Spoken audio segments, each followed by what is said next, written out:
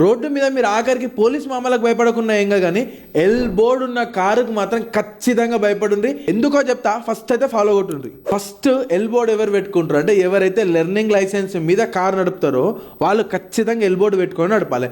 లేకపోతే మాత్రం పోలీస్ మామలు లోపల సీజ్.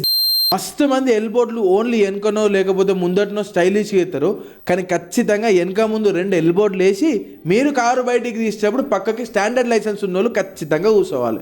ఇక మీరు చేసే లెర్నింగ్ లైసెన్స్ డ్రైవింగ్ ఇంకా చాలా మందికి చూపించాలని చెప్పి వెనకెవరన్నా కూర్చోబెట్టుకున్నారు అనుకో ఖచ్చితంగా కార్ సీజ్ అవుతుంది. జాగ్రత్త. 70% of the people learning license తో డ్రైవ్ చేసినా కూడా ఎల్ బోర్డులు పెట్టకుండా కార్లను రొప్పుతూ ఉంటారు. ఇంకొంతమంది డ్రైవింగ్ లో కాన్ఫిడెన్స్ లేకపోయినా కూడా లైసెన్స్ రాగానే ఎల్ బోర్డులు ఉంటే ఏదో చిన్న చూపు చూస్తారని చెప్పి ఫస్ట్ అవి తీసేసి కారు నడుపుతారు.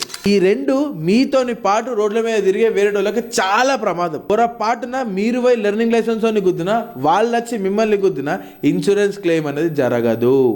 స్పోర్ట్స్ కారోं से यही प्रॉब्लम रहता. అందుకోసమే ఆచి తూచి జాగ్రత్తగా ఉండండి. ఇదే సేమ్ కాన్సెప్ట్ 2 వీలర్స్ కూడా వర్తిస్తుంది.